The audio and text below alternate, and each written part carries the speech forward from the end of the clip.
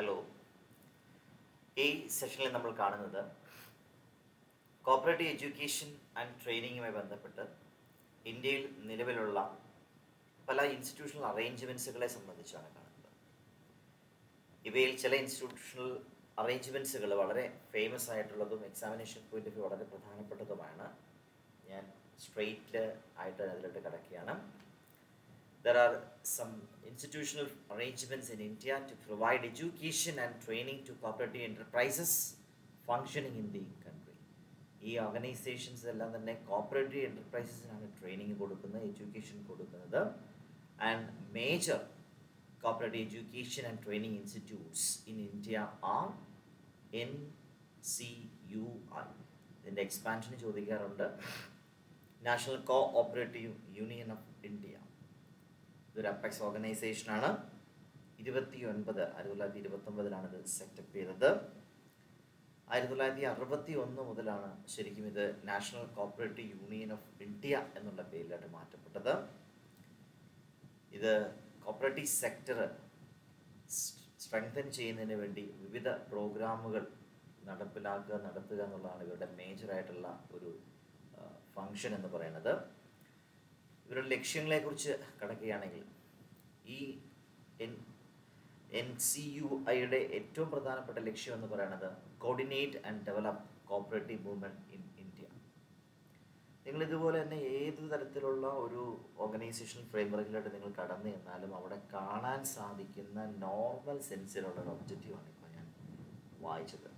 Coordinate ചെയ്യുക അല്ലെങ്കിൽ develop ചെയ്യുക കോപ്പറേറ്റീവ് മൂവ്മെൻറ്റ്. ഇനി എന്താണെന്നുള്ളത് അവിടെ വീണ്ടും കുറച്ചുകൂടി സ്പെസിഫൈ ചെയ്ത് പറയുകയാണ്.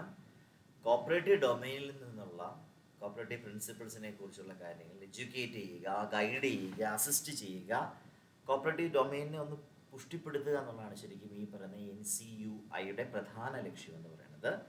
ഇനി ഇത് എക്സ്റ്റാബ്ലിഷ് ചെയ്ത സമയത്ത് തന്നെ അതിൻ്റെ അകത്ത് സെറ്റ് ചെയ്തിരിക്കുന്ന ലക്ഷ്യങ്ങളെ സംബന്ധിച്ച് ഏറെക്കുറെ ഒരു 10, 12, 13 ലക്ഷ്യങ്ങളെക്കുറിച്ച് അവിടെ സെറ്റ് ചെയ്തിട്ടുണ്ട്. അത് വായിച്ചാൽ പെട്ടെന്ന് തന്നെ ക്യാച്ചിങ് ആണ്, മനസ്സിലാക്കാൻ സാധിക്കുന്നതാണ്. To express opinion on matters of cooperative policy and act as the accredited representative of the Indian cooperative movement in the national and international spares.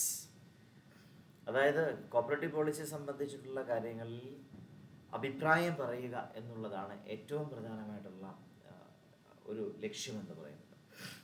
രണ്ടാമത് പറയുന്നത് കോപ്പറേറ്റീവ് എഡ്യൂക്കേഷനും ട്രെയിനിങ് പ്രോഗ്രാംസും ഓർഗനൈസ് ചെയ്യുക, കോപ്പറേറ്റീവ് പ്രിൻസിപ്പിൾസിനെ സംബന്ധിച്ചും അതിൻ്റെ പ്രാക്ടീസിനെ സംബന്ധിച്ചും പോപ്പുലറൈസ് ചെയ്യുക എന്ന ലക്ഷ്യത്തോടു കൂടി കോപ്പറേറ്റീവ് എഡ്യൂക്കേഷനും ട്രെയിനിങ് പ്രോഗ്രാംസും ഓർഗനൈസ് ചെയ്യുക.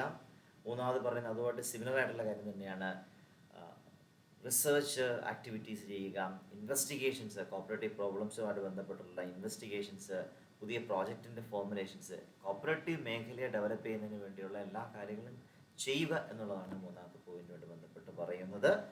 നാലാമത് പറയുന്നു to arrange for the production and publication of literature and audio visual aids including film strips on corporation and allied subjects.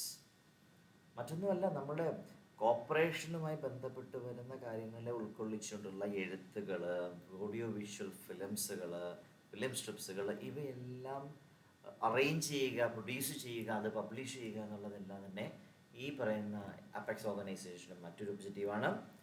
To give publicity to the achievements of cooperatives through periodicals, journals, newspapers, pamphlets, brochures, books, films, broadcast, TV. ഒന്ന് ആലോചിച്ച് നോക്കുക, cooperative സെക്ടറിനെ കുറിച്ചുള്ള complete publicity അല്ലേ, advertising എന്ന് വേണമെങ്കിൽ തന്നെ പറയാം, അത് കൊടുക്കുക എന്നുള്ളതും ഈ ഓർഗനൈസേഷൻ ഫ്രെയിംവർക്കിൻ്റെ പ്രധാനപ്പെട്ട ലക്ഷ്യങ്ങളൊന്നാണ്.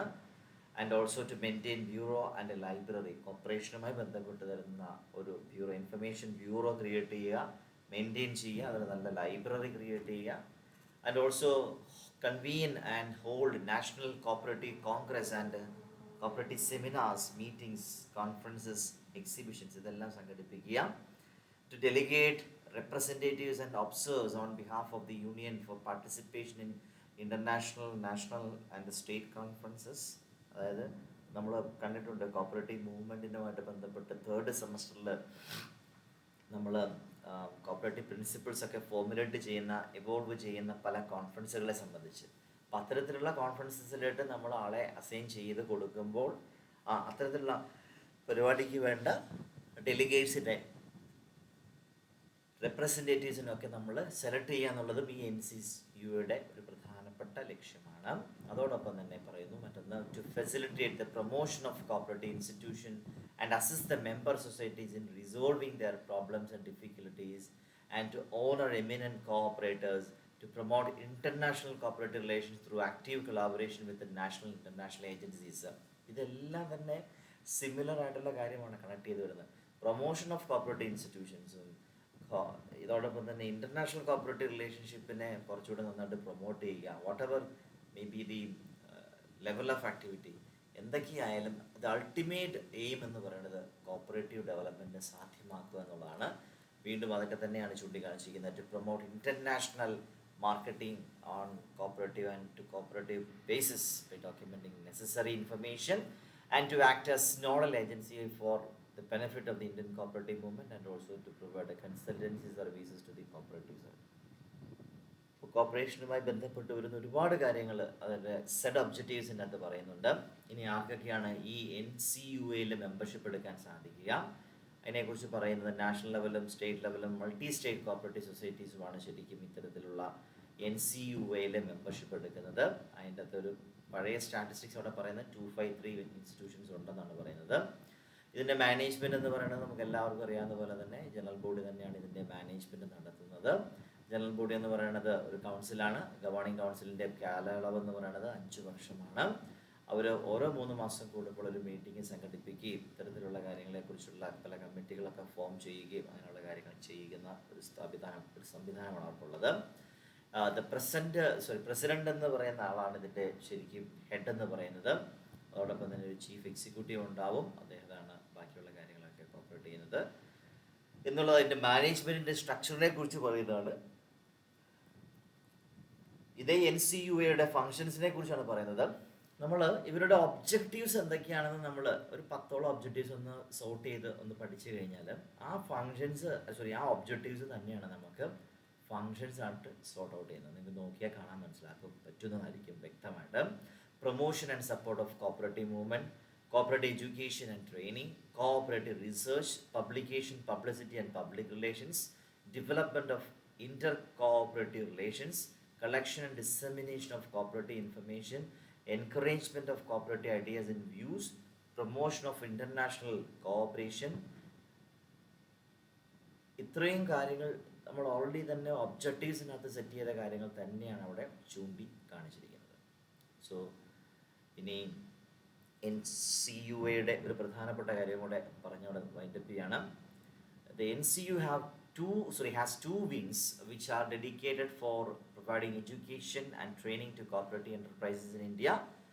ഇന്ത്യയിൽ ഈ കോപ്പറേറ്റീവ് എഡ്യൂക്കേഷന് വേണ്ടി ഈ NCUAക്ക് 2 വിങ് ആണുള്ളത്. ഒന്ന് നാഷണൽ സെൻറ്റർ ഫോർ കോപ്പറേറ്റീവ് എഡ്യൂക്കേഷനും മറ്റൊന്ന് national council for cooperative training. ഈ 2 വിങ്ങിലൂടെയാണ് ശരിക്കും NCUA വർക്ക് ചെയ്യണം എന്നുള്ളതാണ് പറഞ്ഞിരിക്കുന്നത്. അപ്പോൾ അതിനെക്കുറിച്ചാണ് നമുക്കിനി കാണേണ്ടത്. അത് നെക്സ്റ്റ് വീഡിയോയിലൂടെ നമുക്ക് കാണാം. Okay, thank you.